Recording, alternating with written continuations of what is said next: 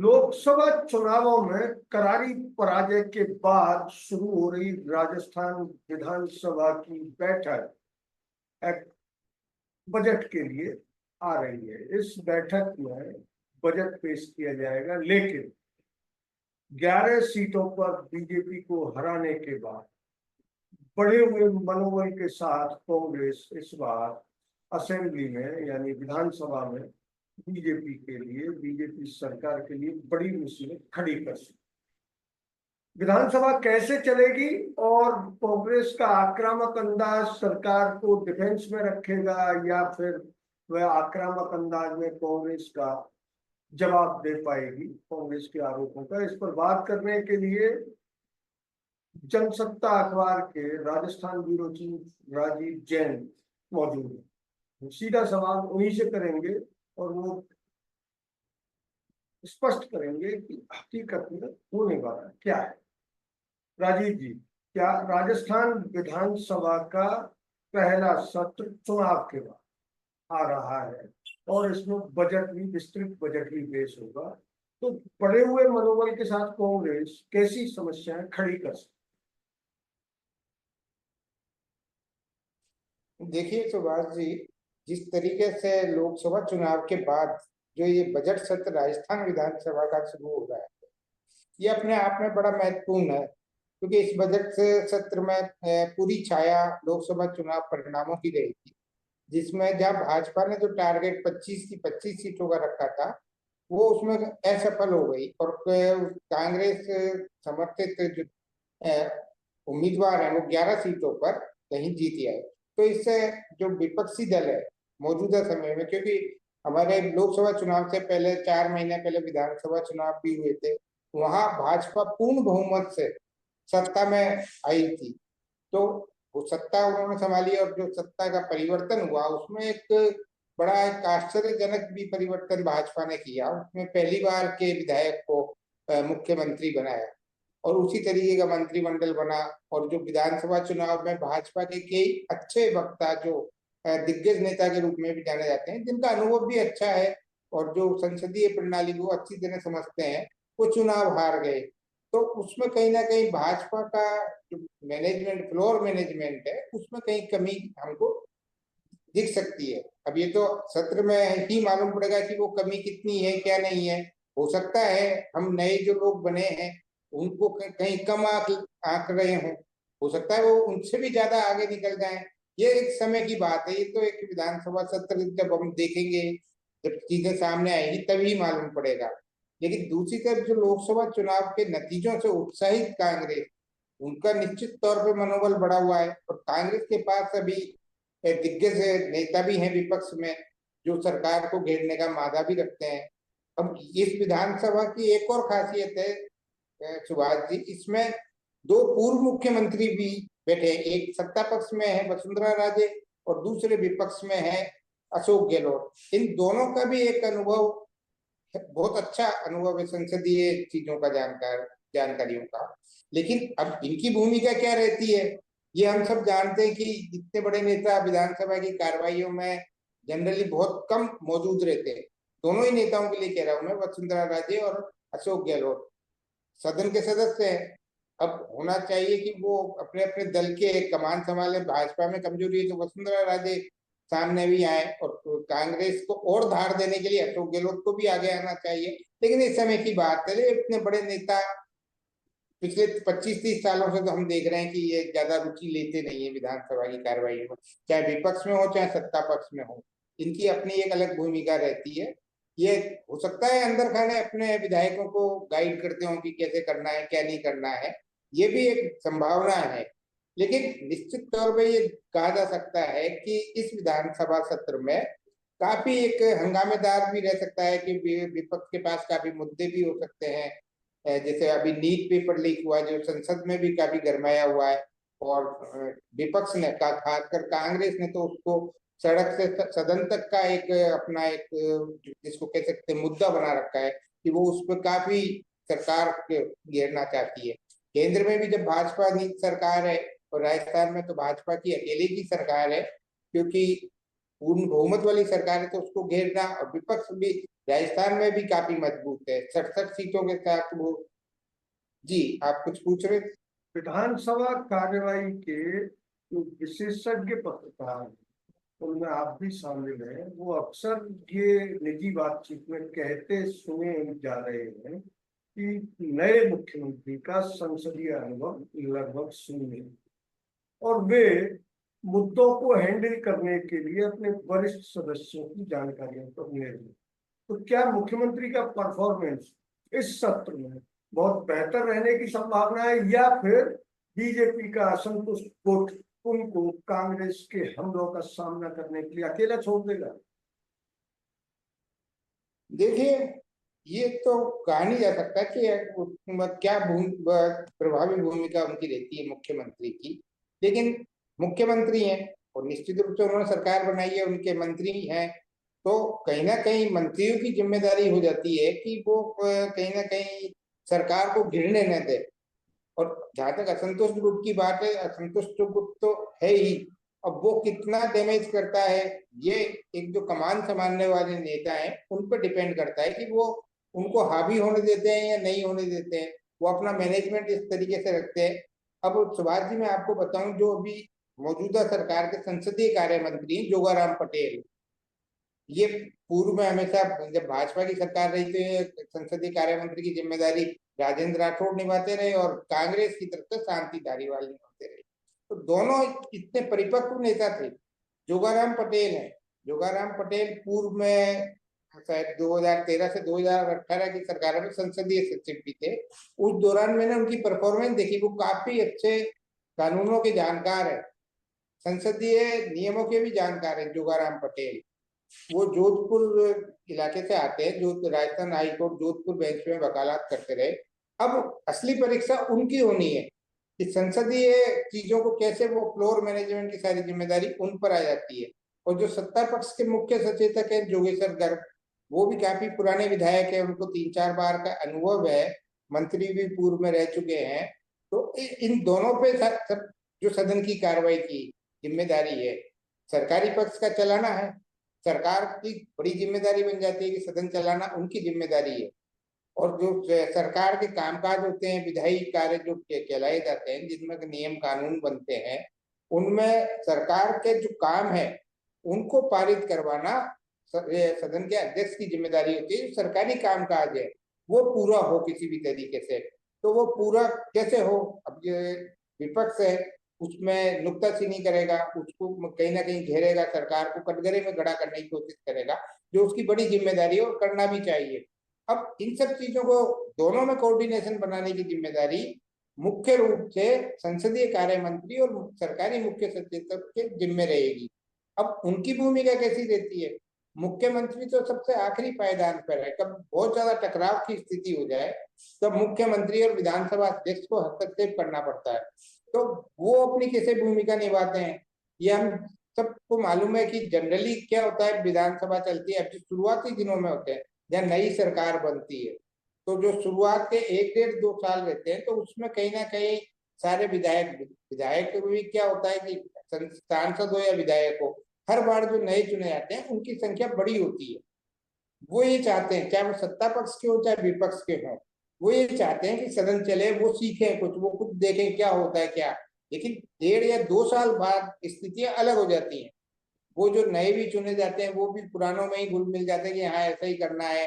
कुछ तो इस तरीके से चीज होती है कि मीडिया में छाए रहने के लिए किसी तरीके से वो कुछ करना है, तो ये सब चीजें। जैसे आज लोकसभा जो चुनी गई है नई, 543 में से 281 पहली बार चुने गए सांसद, तो जो पहली बार चुना गया था, चाहे वो सत्ता पक्ष में भी हो चाहे विपक्ष में भी हो, वो दोनों तरीके के जो सांसद हैं जो नए पहली बार चुनकर आए हैं, तो उनको लगता है कि कहीं वो सदन की कार्रवाई देखे, तो उनका अपनी अपनी पार्टियों में भी दबाव रहता है कि भाई सदन चलना चाहिए। वो बाहर जब आप और हम लोगों से बात करते हैं तो वो सबकी एक मंशा रहती है उनकी, जो पहली बार चुने गए होते हैं, कि सदन हम देखना चाहते हैं, हम तो सीखना चाहते हैं कि सदन कैसे चलता है, सरकार कैसे जवाब देती है, विपक्ष कैसे करता है। वो अपनी अपनी भूमिका उस रूप में देखते हैं, चाहे वो विपक्ष के हों या सत्ता। ऐसे कौन से मुद्दे हैं जिन पर सरकार लाजवाब हो सकती है? इस सत्र में ऐसे कौन से मुद्दे हैं जिनको लेके विपक्ष सरकार को लाजवाब यानी जवाबहीन स्थिति में ला सकती देखिए, ऐसे बहुत से मुद्दे, जिन मुद्दों पे भाजपा ने चुनाव जीता था, विधानसभा की मैं बात कर रहा हूँ, कि जैसे महंगाई में कहीं कमी करेंगे, या किसानों में भाई, या कानून व्यवस्था की स्थिति है, इन मुद्दों पे भाजपा ने चुनाव जीता था। अब वो विपक्ष जो है वो इन मुद्दों को उठाएगा, उन्हीं चीजों को कटघरे में खड़ा करेगा, तो उस पर भाजपा जो सरकारी पक्ष है उसको कहीं अपना जवाब देने में या संतुष्ट करने में, विपक्ष को संतुष्ट करने में बहुत मुश्किल आ सकती है। बहुत से ऐसे मुद्दे हैं, जैसे जो कहा गया था कि ये पेंशन की बढ़ोतरी जो अभी हाल में ही की, वो विपक्ष कहता है कि ये हमारी सरकार का किया हुआ था, आपने किया है। आपने जो वादे किए थे, उन्होंने पेपर लीक पे जो सख्ती की थी कि, और भाजपा के नेताओं ने कहा था हम आरपीएससी को भी भंग कर देंगे। वो इस तरीके के कई मुद्दे हैं जो विपक्ष उनको कह सकता है कि भाई आपने वादा किया। विपक्ष की तो ये जिम्मेदारी है कि जो चुनाव के दौरान जो वादे किए थे, या अभी हाल फिलहाल में जिस तरीके की चीजें चल रही हैं, जैसे मंत्रियों के बीच विवाद सामने आ रहा है, कि मंत्रियों के विवादित बोल जो होते हैं, आते हैं, जैसे अभी जो शिक्षा मंत्री हैं राज्य के, मदन दिलावर, उन्होंने आदिवासी समुदाय के लिए कुछ इस तरीके की बात की। तो उन चीजों को विपक्ष की जिम्मेदारी है कि उन चीजों को उस पर घेरे कि भाई वास्तविकता क्या है, भाजपा या सरकार का मंतव्य क्या है, क्या उस मंत्री से सहमति रखते हैं, नहीं रखते तो वो क्या उसमें क्या कार्रवाई करेंगे, मंत्री ने किस ढंग से कहा। इन सब चीजों को लेकर भाजपा विपक्षी दल भाजपा सरकार को कई कटघरे में खड़ा कर सकती है। अब कानून व्यवस्था की स्थिति है, चुनाव से पहले भाजपा ने सबसे बड़ा मुद्दा ही कांग्रेस सरकार के खिलाफ ये उठाया था कि कानून व्यवस्था बिगड़ी हुई है, महिलाओं पे अत्याचार बहुत ज्यादा बढ़ गए, बहुत बलात्कार की घटनाएं हुई थी। लेकिन ये पिछले 6 महीने में देखा जाए तो ये सब चीजें कम नहीं हुई है, इनमें बढ़ोतरी हुई है कहीं ना कहीं।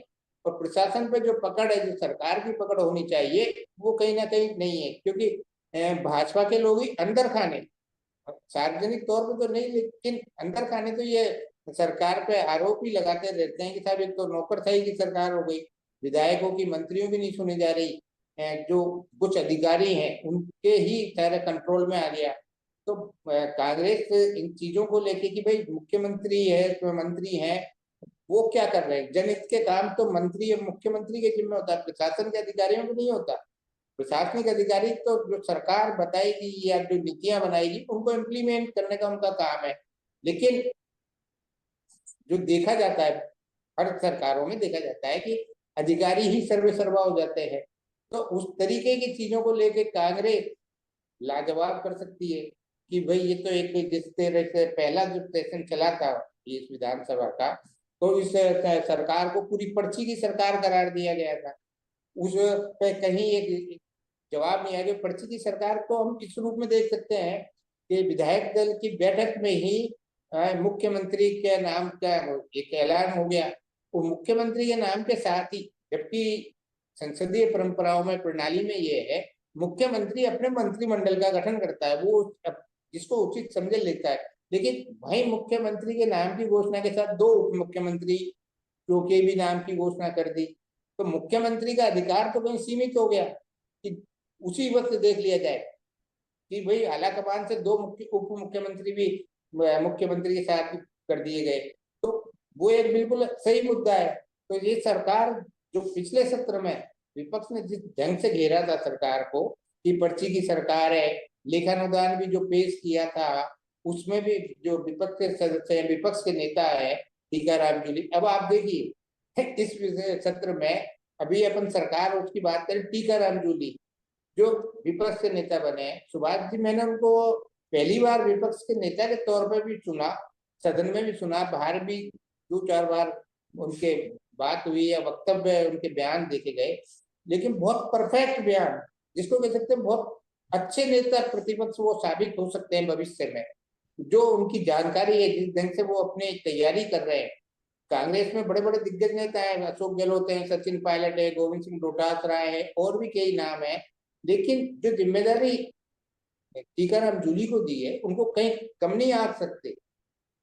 उन्होंने जो पहले सत्र में अपनी परफॉर्मेंस दिखाई, जो अपने उनकी बातें आई सामने, उसके बाद वो जिस तरीके से प्रदेश में घूम के उनके जो बयान सामने आ रहे हैं सरकार को घेरने वाले, बहुत ऐसा लगता है कि बहुत अनुभवी प्रतिपक्ष के नेता के बयान है। और इसलिए उम्मीद की जाती है कि वो इस सत्र में भी सरकार को बहुत ढंग से घेरने का काम करे। सरकार ने, बीजेपी ने जो चुनाव जीता उसमें लॉ एंड ऑर्डर के अलावा एक और महत्वपूर्ण बात थी कि पेट्रोल डीजल के दामों पर वैट कम किया जाए। पेट्रोल डीजल क्या के क्या पेट्रोल डीजल के दामों पर वैट कम करके जनता को राहत दी जाएगी।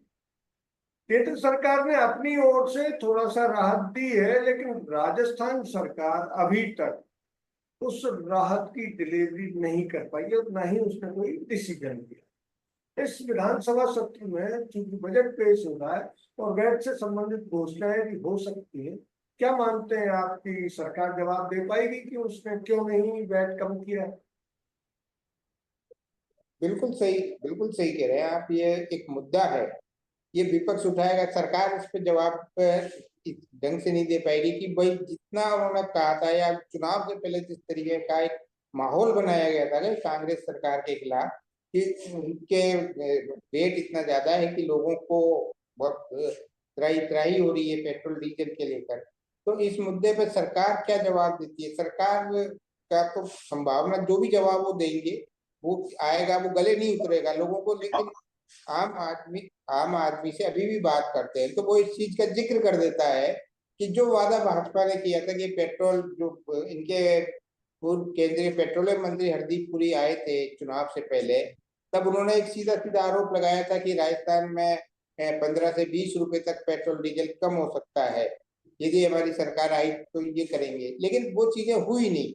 तो उन चीजों में ये एक चीज है, बहुत से मुद्दे हैं जो चुनाव पूर्व वादे किए गए थे उनको लेके विपक्ष तो उनको लेके गिरेगा। और पिछले 6 महीने में जो चीजें घटनाएं घटित हो रही हैं, जिस चीज की सरकार को रोकथाम करनी चाहिए थी वो पूरी नहीं हो रही है।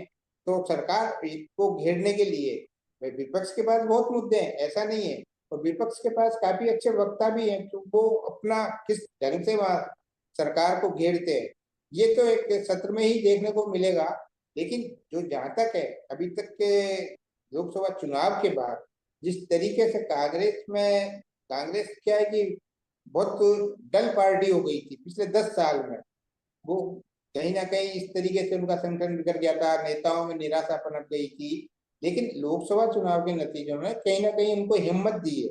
तो वो उस हिम्मत का किस रूप में उपयोग करते हैं ये तो सत्र में ही मालूम पड़ेगा। मुद्दे बहुत हैं, मुद्दे कानून व्यवस्था अपने आप में एक बड़ा मुद्दा है। जिस तरीके से चीजें अभी गर्मी के दिनों में बिजली पानी की त्राही त्राही मची थी, सरकार कुछ नहीं कर पाई। सरकार अपना एक ही बहाना कि आचार संहिता, लेकिन एक ये बहाना नहीं चल सकता कि आचार संहिता काम तो होते हैं सरकार के बिजली पानी के होते हैं। अब आप देखिए सरकार इस मुद्दे से मतलब अपने आप को बचा नहीं सकती इस बहाने से कि आचार संहिता लग रही थी। आचार संहिता लग रही थी, आपने मेरे को अच्छी तरह मालूम है चुनाव से पहले 2 बड़े अधिकारियों की चुनाव ड्यूटी लगी थी जो बिजली और पानी के महकमे संभाल रहे थे।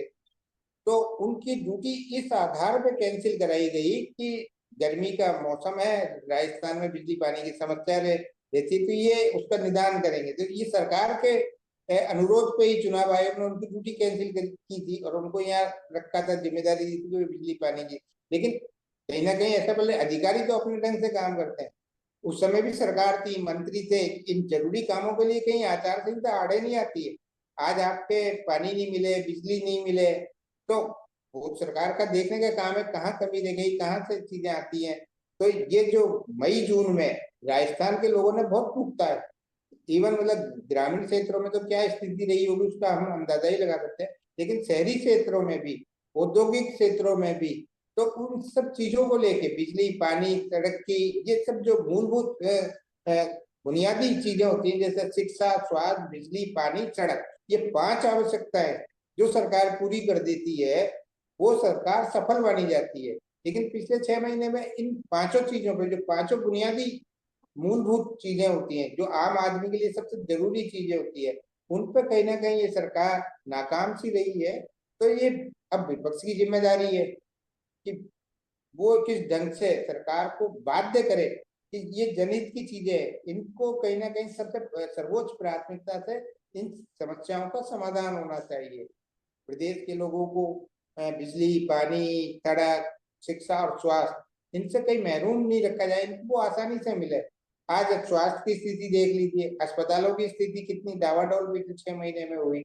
पूर्ववर्ती सरकार की जो चिरंजीवी स्वास्थ्य बीमा योजना चल रही थी, उसको लेके ही मतलब असमंजस की स्थिति रही, लोगों को इलाज नहीं मिला, ऐसी शिकायतें आई। तो सरकार की तरफ से मंत्री दावा तो करते रहे कि ये चल रहा है, वो चल रहा है, लेकिन कोई एक जो व्यवस्था होती है, प्रशासनिक व्यवस्था होती है, उसमें सीधा संदेश कहीं किसी रूप में नहीं गया।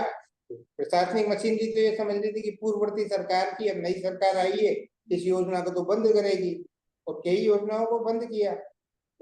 रोजगार के जो कई स्कीमें पिछली सरकार ने चलाई थी, उनको सबको बंद किया।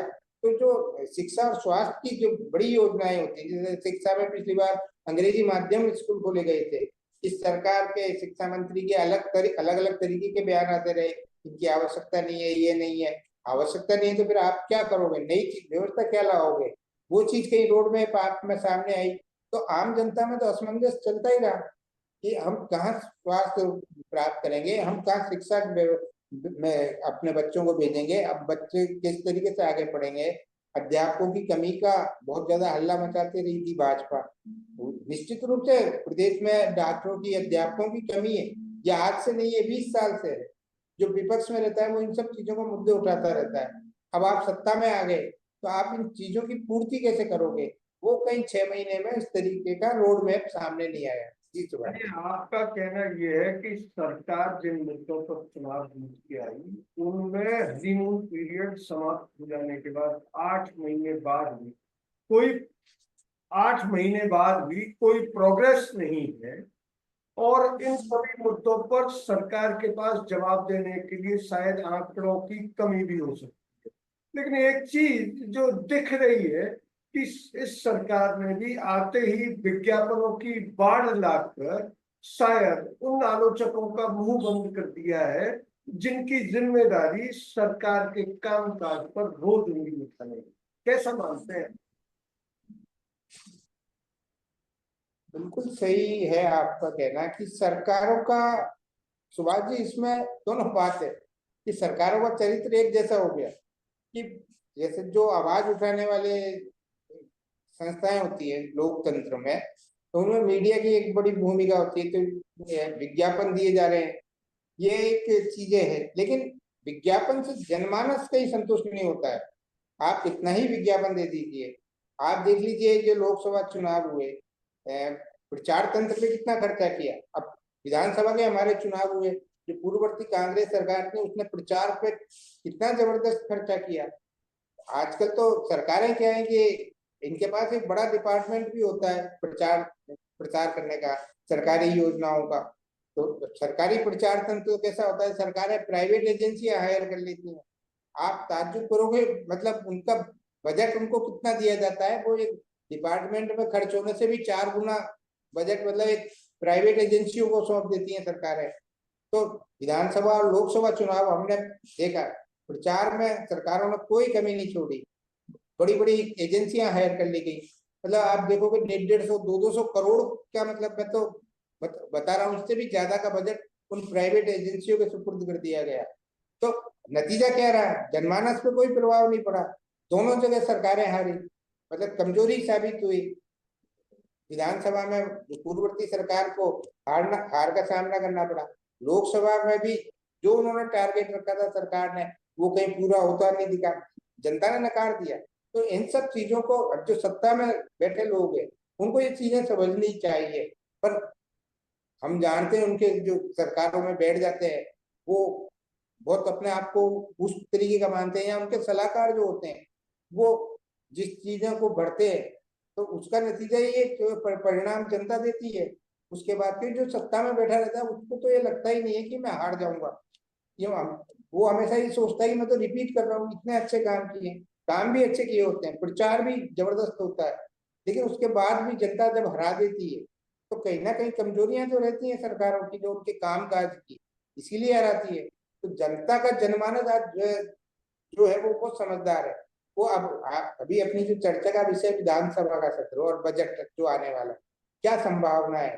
तो संभावनाएं अब जैसा वहां चीजें देखेगी जनता, मीडिया और जो चीजें लोग जो भी कुछ कहते रहे वो एक अलग बात है कि वो किस तरीके का करते हैं, लेकिन जनता आज मतलब इतनी जागरूक है, वो सब चीजों का एक अंदाजा लगाती है कि हमारे मुद्दे विपक्ष ने उठाए कि नहीं उठाए। विपक्ष हमेशा कहता है, संसद की बात कर ले, विपक्ष पूर्व में कहता था कि हम बहुत कमजोर हैं, जनता ने कहा नहीं तुम्हारी कमजोरी दूर हम करते हैं, उन्होंने मजबूत विपक्ष दे दिया केंद्र में। इसी तरीके से राज्य में भी मजबूत विपक्ष दे दिया। अब उनका उनकी जिम्मेदारी बन जाती है कि जनता की आवाज तो विपक्ष ही उठाएगा, सरकार तो अपने ढंग पे काम करेगी। सरकार के पास जो सलाहकार होते हैं या जो उनका फीडबैक होता है, तो वो जिस ढंग का होता है वो कहीं गुडी गुडी टाइप का होता है। वो सब एक मतलब उसको हाइट पे पहुंचाने वाले लोग होते हैं कि नहीं नहीं आप तो बहुत अच्छा काम कर रहे हो, पहली बार हुआ है। सरकारें तो कुछ ना कुछ काम करती हैं, तो वो हर काम में कहीं ना कहीं ऐसा लगता है कि ये तो पहली बार हुआ है। तो उस रूप में जो सत्ताधीशों को चढ़ा दिया जाता है, उसका तो आकलन जनता अपने ढंग से करती है। जनता की बात कोई पहुंचाने का जो सत्ताधीशों के पास है उन तक नहीं करता। कोई भी आप देख लीजिए, कितनी सरकारें आपने भी देखी हमने भी देखी, जो सरकारों के निकट के लोग होते हैं वो कहीं सच्ची बात नहीं बताते, वो उनकी योजनाओं की तारीफ करते हैं। इसमें मैं एक उदाहरण दूंगा आपको। दिल्ली की पूर्व मुख्यमंत्री थी शीला दीक्षित, वो 3 बार लगातार सत्ता में रही, उनका रिकॉर्ड है, बड़ा अच्छा काम करती थी। बड़ी वो फिर बाद में हार गई, वो एक परिस्थिति अलग थी, लेकिन लगातार 3 बार। उनके कुछ निकट के लोग थे, उनमें एक आध मेरा परिचित भी था। तो हमने पूछा उनसे कि भाई क्या कारण है कि ये शीला दीक्षित लगातार 3 बार और अच्छे बहुमत से, और कोई जनता में कुछ नहीं। तो उन्होंने एक बहुत अच्छी बात बताई थी कि ये अपने निकट के लोगों में बैठती हैं। तो जनरली क्या होता है, सत्ताधीशों के साथ लोग बैठते हैं तो उनकी तारीफ करते हैं, उनकी योजनाओं की तारीफ करते हैं, ये करते हैं। तो शीला दीक्षित के साथ भी ऐसा ही होता था, लोग तारीफ उनकी करते थे जो उनके निकट के लोग या सलाहकार करते थे। तो वो उनको डांट देती थी कि नहीं, तारीफ तो तुम करोगे ही, क्योंकि तुम मेरे निकट के लोग हो, अच्छे लगते हो तुम, मैं तुमको अच्छी लगती हूँ, तुम मुझे अच्छे लगते हो, जो भी चीज है तुम तारीफ तो करोगे, लेकिन मेरे काम की एक एक कमियां, तुम 7 लोग बैठे हो, एक एक कमियां बताओ, 7 कमियां मुझे मालूम पड़ेगी, मैं उनको दूर करूंगी। तुम लोग आम आदमी से मिलते हो, तारीफ मैं बिल्कुल नहीं सुनूंगी कि तुम तारीफ नहीं भी करोगे तब भी मेरे खास लोग रहोगे, लेकिन कमियां बताओ। तो राजनेता की जो सत्ता में बैठा होता है वो यदि अपनी कमियों को देखे, और मौजूदा सत्र में भी अभी अपने जो चर्चा का विषय है विषय, तो उसमें यदि सरकार अपनी कमियों को और जो विपक्ष उठा रहा है उनको सच्चे मन से स्वीकार करे तो निश्चित रूप से सफल सरकार होगी। विपक्ष जो आवाजें उठाएगा वो जनता की आवाजें उठाएगा, क्योंकि वो उसके पास तो कोई सत्ता नहीं है। तो निश्चित तौर पे जो विपक्ष की बातें आएंगी सामने, वो आम आदमी की समस्याओं की बातें आएंगी, और यदि उन पर सरकार गौर करती है तो ये अच्छी बात है। इससे विपक्ष की भी ताकत बढ़ेगी, लोगों के बीच एक संदेश जाएगा, नहीं विपक्ष ने इन मुद्दों को उठाया तो सरकार को बाध्य किया इन चीजों को लेकर, तो निश्चित रूप से इस तरीके से चीजें हो। अब बजट की जो संभावनाओं पर आपने सवाल किया, तो बजट की संभावनाएं तो जो एक प्रक्रिया होती है और परंपरा भी है कि सरकारें अलग अलग वर्गों से उनके सुझाव लेती है, उनकी बैठ के आयोजित करती है, तो उस स्तर पे भी काफी सुझाव दिए गए हैं। अब सरकार किस रूप में उनको स्वीकार करती है, इसके साथ जो सरकार ने चुनाव से पहले संकल्प पत्र दिया था उसमें वो कहाँ उन चीजों को पूरा करती है।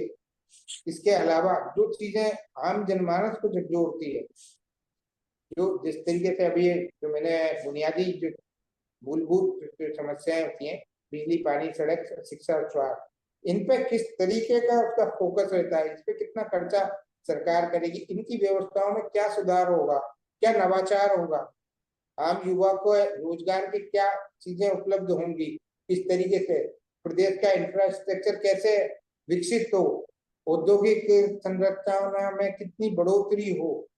रोजगार के तो ये इंफ्रास्ट्रक्चर में डेवलपमेंट के काम होते हैं, और औद्योगिक निवेश में जब चीजें बढ़ती हैं तो रोजगार के अवसर बढ़ते हैं।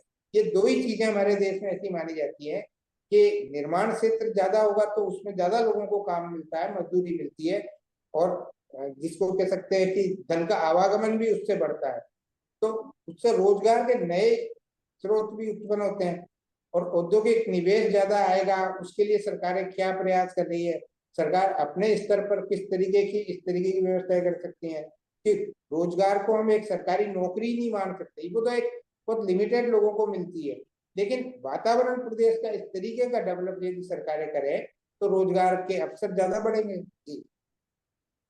तो ये थे राजीव जैन, इन्होंने सिलसिलेवार ढंग से चर्चा की और बताया कि ये सरकार विधानसभा में कैसा परफॉर्मेंस करेगी और विपक्ष कैसे उसको घेरेगा। अगर ये वीडियो आपको अच्छा लगा तो इसे लाइक करें, शेयर करें और हाँ, हिंदी हेडलाइन चैनल को सब्सक्राइब जरूर करें। धन्यवाद। जय हिंद।